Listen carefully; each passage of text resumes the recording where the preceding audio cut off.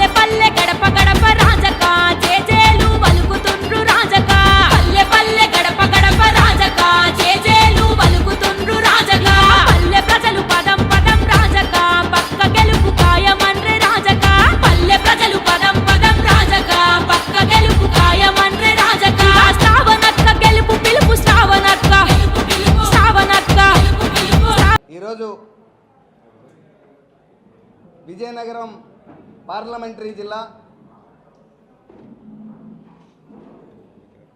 Bharatiya Janata party Vizianagaram parliamentary ఎన్నికల కార్యాలయం ప్రారంభోత్సవానికి ఇచ్చేసినటువంటి పత్రికా సోదరులకు, మీడియా మిత్రులకు నా హృదయపూర్వక నమస్కారాలు తెలియజేస్తున్నాను.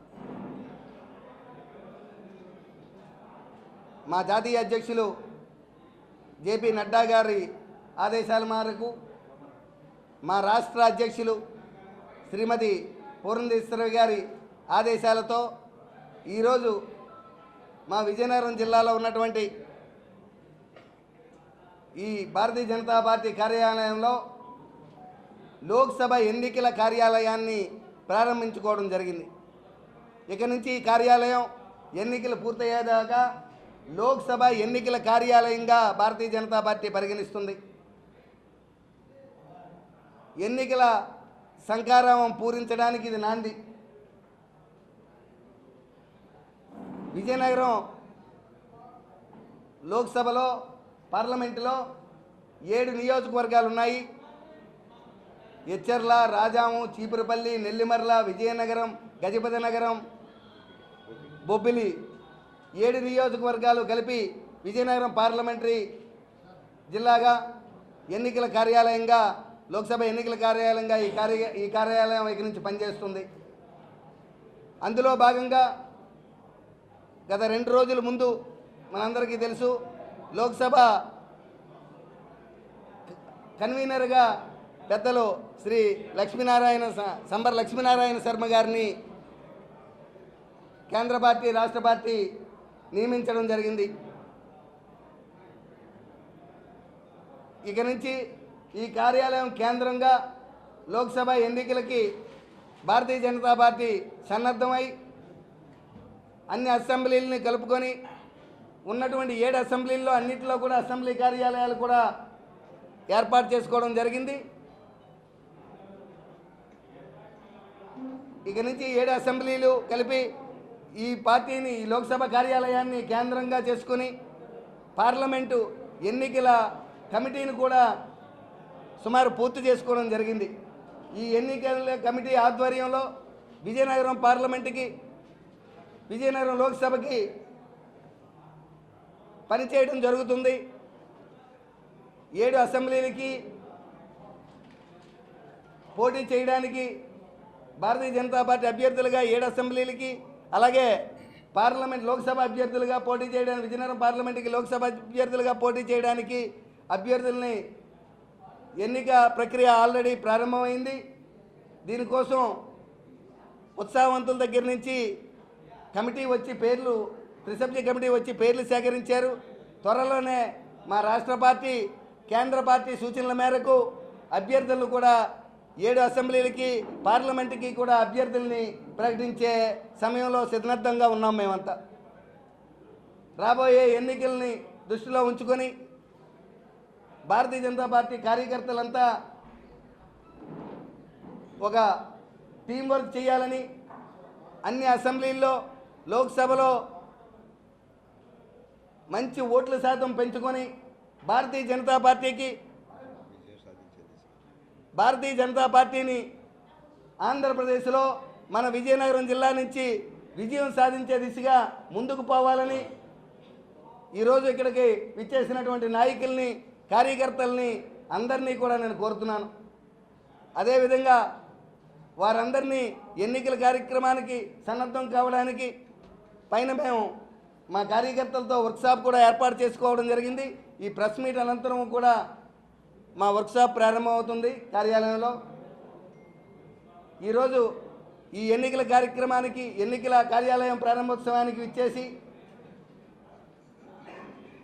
మాతో పాటు చాలా సమయం ఇక్కడ వెచ్చించిన పత్రికా సోదరులకి మీడియా మిత్రులకి నా హృదయపూర్వక నమస్కారాలు తెలియజేసుకుంటూ, అలాగే మీ ప్రోత్సాహం మీ సహకారం మాకు ఎన్నికల్లో కూడా భారతీయ జనతా పార్టీ యొక్క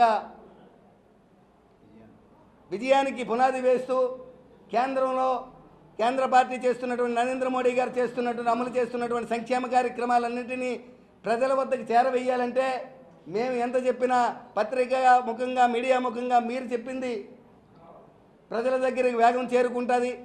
దయచేసి రాజకీయాలకు అతీతంగా నరేంద్ర మోడీ గారు చేస్తున్నటువంటి సంక్షేమ కార్యక్రమాలని ప్రజల దగ్గరికి తీసుకెళ్లాలని ఈ సందర్భంగా మీడియా మిత్రులకు పత్రికా సోదరులకు కోరుకుంటూ ఈ సమావేశానికి విచ్చేసిన మీ అందరికీ కూడా నా హృదయపూర్వక నమస్కారాలు తెలియజేసుకుంటున్నాను. జై హింద్.